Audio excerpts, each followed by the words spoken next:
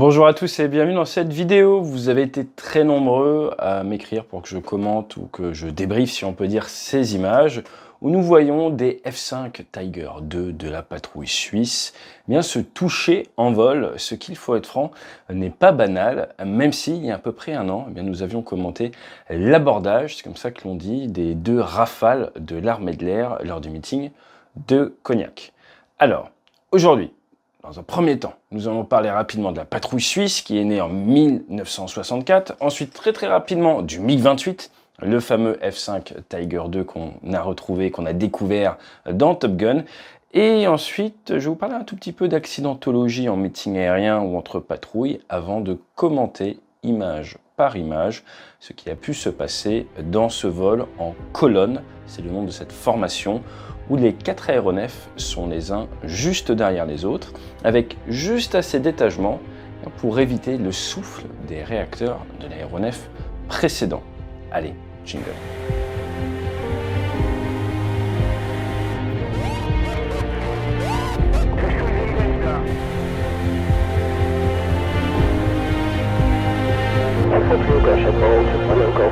Roger, ball.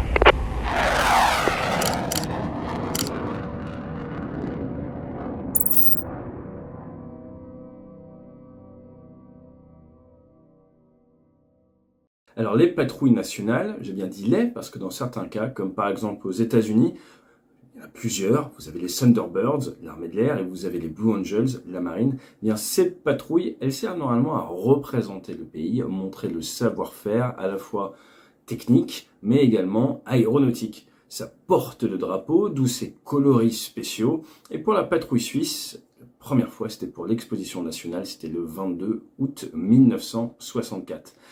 Cette patrouille est composée de 9 officiers, de 21 techniciens. Ils ont également un PC-6 de support, son petit nom c'est Félix.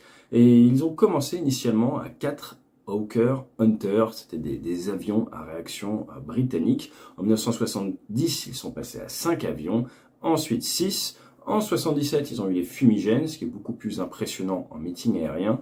Et ensuite, eh bien, ils se sont mis à faire la transition vers le F5E Tiger II, c'était entre 94 et 95. À savoir tout de même, en 1968, il y a eu 2 démonstrations avec la patrouille de Suisse, Mirage, avec les fameux Mirage 3S, dont le tout dernier, qui a été opéré par des privés, a fait son dernier vol il y a quelques semaines.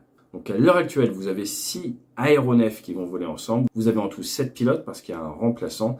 Et il semblerait, il se murmure que derrière, eh bien, ça soit remplacé par des F-18, comme les Blue Angels. Forcément, ça va être différent en termes de volume d'évolution. Alors c'est une patrouille qui n'a pas eu beaucoup d'accidentologie dans sa carrière. Si on compare par exemple aux Thunderbirds, les Thunderbirds le 18 janvier 1982, avec les T-38, qui sont une sorte de cousin eh bien, du F5, ils avaient tapé le sol, ils étaient alors en patrouille en diamant, ils ont tous percuté le sol. Ils devaient s'arrêter à 30 mètres du sol et malheureusement le leader a mal géré la trajectoire et tous ont percuté le sol, ce qui vous amène à bien vous rendre compte que dans ces vols, dans ces patrouilles, le leader est la référence. Et quelle que soit votre attitude, les ailes à plat, en virage, sur le dos, ce qui est votre horizon, votre référentiel, votre gyroscope, c'est l'avion du leader et vous lui faites une confiance aveugle. Ça se développe avec le temps et ça demande énormément d'autodiscipline, énormément de coordination également au sein des équipiers. Toujours est-il, en juin 2016, il y avait une collision en vol lors de l'entraînement de démonstration avec la patrouille suisse. Un aéronef avait perdu la moitié de sa profondeur, il y avait eu des dégâts et un des pilotes avait été poursuivi pour dilapidation de matériel militaire suite à la perte de son aéronef. C'est pas banal et le 22 décembre 2022, ce pilote a été condamné à une amende de 3 journées à 160 francs suisses pour abus et dilapidation de matériel militaire, ce qui montre bien qu'en Suisse, ça ne déconne vraiment pas d'un point de vue pénal, d'un point de vue légal, à chaque fois qu'il y a du matériel abîmé. En 2017, il y avait également eu un souci lors d'un championnat de ski avec la patrouille qui était passée un peu trop bas, et ça avait découpé des câbles. Bref. De manière générale, c'est une patrouille très professionnelle, très réputée sur le circuit, avec des pilotes qui sont bons dans ce qu'ils font, qui le font de manière quand même assez régulière et qui ne font pas parler d'eux, ce qui dans l'aéronautique est toujours une bonne chose. Le F5 Tiger 2, vous le connaissez forcément avec Top Gun, comme je vous le disais tout à l'heure en introduction. Il y a eu différentes versions. Le premier vol c'était en 59, après en 64 pour ces versions-là. En tout, 2700 F5 ont été fabriqués, dont quand même 1399 de version E et F. C'est un aéronef qui fait entre 4 tonnes 4 et 11 tonnes, qui sait faire du supersonique, qui peut faire du Mach 1.6 sans aucun souci, qui peut être équipé avec un radar. Le Tiger 2, forcément, c'est une version plus avancée, qui est utilisée d'ailleurs par les Suisses pour faire de l'entraînement, pour faire plastron ou même pour remorquer des cibles pour l'entraînement des F-18 suisses. Vous avez peut-être entendu parler des F5 qui font Raider, qui font Agressor dans la Navy. Eh bien récemment, il y en a un qui a été perdu, basé à Key West. Alors qu'il revenait à Key West, il s'est éjecté, c'était pas plus tard qu'il y a quelques semaines. Donc c'est un avion sain, mais vieillissant. Voilà, c'est de la technologie qui a quand même maintenant bientôt 80 ans, mais qui a fait ses preuves et qui n'a pas vraiment de piège, si je puis dire. Ça reste des aéronefs assez simples dans l'utilisation et la maintenance. Alors ces dernières années, sur le circuit des meetings aériens, on a vu pas mal d'abordages, si je puis dire.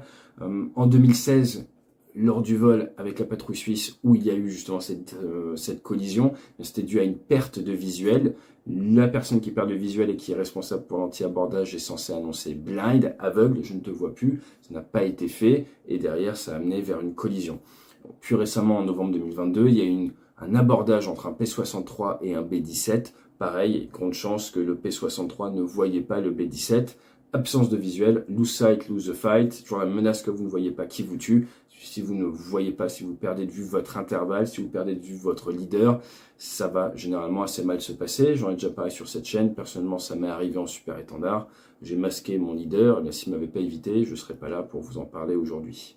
En 2019 également, il y a eu un cas lors de l'entraînement de Aero India 2019 avec une patrouille acrobatique avec des Hawks qui se sont percutés. Je vous ai parlé du cas de Cognac avec ces 2 Rafales qui se percutent et qui ont eu pas mal de dégâts. Heureusement, pas d'avions perdus. Et vous avez également eu les Flying Bulls, c'était il y a un peu plus longtemps, en 2015, qui se sont percutés. Et en France, eh bien, nous avons malheureusement connu ça au-delà des Rafales avec la patrouille des Voltige Victor qui faisait de la patrouille serrée extrêmement proche et qui, lors d'un vol d'entraînement, malheureusement, se sont percutés. Les pilotes n'ont pas survécu. Dans la marine nationale, donc au-delà des patrouilles, c'est également l'abordage, quelque chose qui peut tuer. Nous avons eu le cas lors d'un vol d'entraînement avec 4 super étendards où le numéro 4 est venu percuter son instructeur, le chef de la transformation chasse, et il est malheureusement décédé, le numéro 3. Donc ça peut arriver. Et pareil, les pertes de Rafale de la marine. Vous aviez 2 pilotes d'essai qui étaient en train de voler sur Rafale marine qui se sont percutés lors d'un virage. Encore une fois, à cause de cette perte de visuel. Donc la perte de visuel tue dans l'aviation, c'est quelque chose de connu, contre lequel il faut se battre. Néanmoins, là, vous nous voyez dans les images, clairement tout le monde est en colonne, à la queue leu-leu, vous avez le leader qui est juste au-dessus de vous, et ce n'est probablement pas, on ne peut jamais avoir de certitude tant que le compte-rendu d'enquête n'est pas sorti, mais probablement pas une perte de visuel qui est responsable de ça. Juste avant de commenter vraiment dans le détail, regardez ces images des F-16, des Thunderbirds, où vous avez le leader qui est un peu moins souple que ce qu'il devrait. Un bon leader, c'est une plateforme stable. Vous devez être le plus stable possible pour que vos équipiers puissent bien vous suivre. Quand vous êtes un leader et que vous faites un petit geste comme ça, il faut bien voir que vos équipiers plus loin, ils ont beaucoup plus de mouvements à faire. Donc il faut être en tant que leader le plus stable possible. C'est pour ça qu'il parle également à la radio, qu'on s'entraîne. Et donc quand vous avez les autres derrière, si vous mettez un grand coup, derrière, eh bien, ça manque de stabilité, c'est très dur pour les autres pilotes de bien tenir leur poste. Ce qu'il faut savoir souvent quand on vole comme ça à plusieurs, c'est que si vous êtes numéro 3 ou numéro 4, votre référence, c'est bien le leader. Vous allez piloter par transparence, vous avez un autre aéronef devant vous, vous avez grosso modo des marges d'acceptabilité par rapport à sa position, mais vous essayez de piloter votre position, non pas par rapport à l'aéronef juste devant vous, mais par rapport au leader. Piloter comme ça par transparence, comme ça, si on va dire vous êtes à 3, eh bien, en tant que le deuxième est là, le troisième est là, le troisième prend le leader comme référence, et du coup, il va moins bouger, parce que si le 2 bouge un peu, et que le 3 vole par rapport au 2 qui bouge un peu, vous vous doutez bien que le 3, il fait ça. Maintenant, si le 3, il pilote par rapport au leader, c'est beaucoup plus stable. Donc, c'est de la confiance mutuelle, c'est de l'entraînement, c'est monter l'équipe à un certain niveau de standard qui fait qu'on se fait confiance. Et là, dans le cas du F-16, vous voyez qu'il est un petit peu trop violent au niveau du gauchissement et ça fait peur aux personnes à l'extérieur qui de suite doivent, comme on dit, dégager, doivent s'éloigner de manière à éviter les collisions, et après, hop, on revient, on reprend sa place, on fait son rejoin, son ralliement ou son rassemblement. Rassemblement sans patrouille serrée, ralliement, c'est environ 150 mètres. Ok, donc là, les images. Vous voyez clairement qu'il y a leader 2, 3, 4, tout le monde est en colonne, ça a l'air assez espacé, et l'enquête nous le dira, mais d'après certaines prises de vue, j'ai l'impression que vous avez le leader qui descend légèrement. Je dis bien c'est une impression, c'est peut-être dû à l'optique, n'hésitez pas à me dire ce que vous en pensez dans les commentaires, mais là, de ce que j'ai un peu vu, j'ai l'impression que vous avez le leader qui se met à descendre un peu, ça surprend le 2, qui surréagit, qui du coup pousse un peu, mais le 2, même s'il est équipier, il est quand même leader, vous voyez, il est quand même facteur par rapport aux 3 et 4. Et donc vous avez le 2, paf, qui dégage un peu vers le bas, qui dans la foulée corrige parce qu'il veut pas, en fait, il se rend compte que le leader ne descend pas si fort que ça. Donc en fait, le 2 se fait peur pour une raison X ou Y. Et là derrière, eh bien, vous avez le 2 qui est là, qui descend, et ça vient malheureusement toucher. Pourquoi ça vient toucher? Probablement parce que le 2 ayant surréagi, son avion traîne plus et du coup freine. Et là où on a normalement un espacement sain entre les aéronefs, du fait de cette surréaction, il ralentit un petit peu, ce qui le rend conflictuel avec le 3. Et là, on a collision au niveau de l'arrière. Le 3 perd l'avant. Le 2, il semblerait qu'il perde son parachute frein. Très belle récupération de la part du 3 hein, qui descend, qui s'éloigne, qui récupère. Et là, vous voyez, tout le monde s'éloigne les uns des autres pour récupérer un peu, j'ai envie de dire, de place. Et une fois que les gens ont récupéré bien le contrôle de leur avion, ils peuvent se rallier les uns les autres et revenir au terrain en toute sécurité. Donc ça part probablement d'une surréaction pour une raison qui reste à définir de la part du 2, qui peut être mauvais sens du relatif par rapport à un mouvement du leader, ça peut être quelque chose qui l'a déconcentré dans le cockpit, ça peut être une collision aviaire, ça peut être un stylo qui tombe, ça peut être plein de raisons, une faute d'inattention, un changement de fréquence radio, ça peut être quelque chose qui tombe dans son cockpit, ça peut être plein de raisons et l'enquête nous le dira. Et donc derrière, eh bien, vous avez cette surréaction qui vient faire cette collision avec le 3. Très honnêtement, le 3, il ne pouvait pas faire grand-chose à la vitesse à laquelle ça s'est passé. Le 4, lui, il a bien réagi, il s'éloigne. Et le leader, il reste à son cap, il reste stable. Et après, derrière, il va essayer de récupérer ses petits pour revenir vers la base. Donc, qu'est-ce qu'on peut apprendre? Qu'est-ce qu'on peut, à chaud, apprendre de ces images? Eh bien, que l'aviation en patrouille ne permet pas la moindre erreur.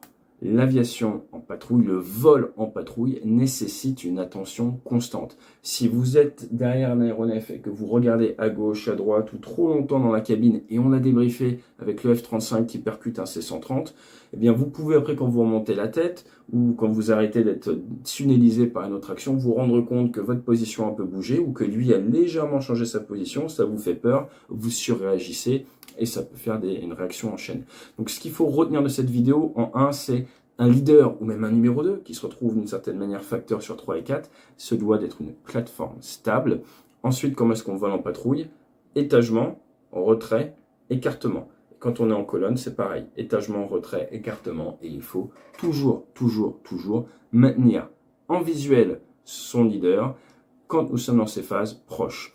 C'est contre nature, surtout pour des anciens leaders, par exemple sur F-18 ou autres, quand vous prenez le rôle d'équipier, vous ne pouvez pas autant vous projeter à moyen ou long terme. C'est le rôle du leader. Ce n'est pas marrant même de défiler sur les Champs-Élysées, c'est très joli, mais ce n'est pas votre job de regarder le paysage. Le leader peut regarder où il va, peut profiter. Quand vous êtes 2, quand vous êtes 3, quand vous êtes 4, ce que l'on dit, c'est qu'on suce du saumon de l'aile, vous êtes là, tac, tac, tac, étagement, retrait, écartement, ce n'est pas forcément fun, c'est un travail comme un autre qui demande énormément de formation, énormément d'entraînement, énormément de maintien des compétences. Et quel que soit votre niveau d'expérience, si vous n'appliquez pas la méthode, si vous, pendant quelques secondes, quittez du regard un autre aéronef, eh bien, voilà, ça peut donner des réactions en chaîne.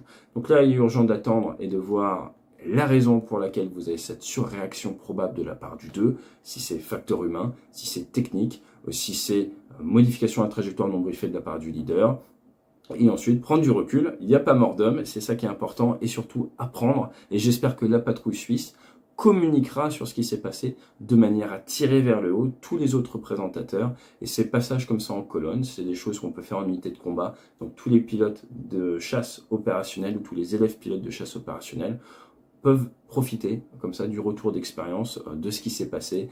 Et un autre point, on en parlait avec les 757, maintenant, de nos jours, en 2023, dès que vous êtes en vol, partez du principe que vous êtes filmé. Et donc, j'ai envie de dire malheureusement, encore moins qu'avant, on a le droit à l'erreur ou on a le droit d'être un petit peu moins concentré dans le cockpit. Ça fait partie du métier. Si vous voulez aller dans l'aviation, mais même de manière générale, partez toujours du principe que quelqu'un vous filme et vous devez être intègre, faire ce qui est juste en permanence, même lorsque personne ne regarde. Et comment est-ce qu'on arrive à rester intègre en permanence pendant toute sa carrière en gérant de manière efficace sa motivation, son état d'esprit. Et tous les matins, quand on met sa tenue de vol, on se dit j'ai de la chance de faire ce que je fais aujourd'hui et il faut que je le fasse parfaitement. C'est ma responsabilité vis-à-vis de mes équipiers, de mon pays, de ma nation, du contribuable qui paye. Et donc aujourd'hui, c'est un training day, je vais donner la totale et on ne fait jamais de journée à 20 ou 30 ou 40%. Toujours des journées au maximum et ça passe par l'état d'esprit. C'est pas un métier facile, mais c'est un métier de volontaire et personne ne vous force à faire partie de ces patrouilles ou à être pilote de chasse. Tout comme, quel que soit votre métier, personne ne vous force à faire votre métier. On en reparlera à l'occasion, mais c'est une énorme chance que l'on a et j'interviens beaucoup dans les entreprises et vous avez beaucoup de personnes qui subissent un petit peu leur carrière, qui subissent un petit peu leur vie et qui oublient qu'à un moment, ils étaient bien contents de signer le papier d'engagement. Et moi, j'aime bien leur rappeler cette notion de volontariat parce que c'est la base de tout, se rappeler qu'on est volontaire pour faire ce que l'on fait. Et du coup, ça nous permet de nous engager à la mesure et bien de la responsabilité qu'on a demandé en signant ce papier d'engagement. Allez, j'arrête là. Je vous dis à très bientôt. Fly safe. Et dites-moi dans les commentaires si vous estimez que le leader descend un petit peu ou pas. Ce qui dépend un petit peu, je trouve, en fonction des angles de la caméra. C'est pas facile à dire et ça montre bien que filmer c'est bien, mais c'est pas suffisant. Laissons les enquêteurs enquêter. Allez, à très bientôt. Peut-être au musée du Bourget. J'y serai avec l'équipe pour des tournages vendredi 23. N'hésitez pas à faire coucou. Fly safe.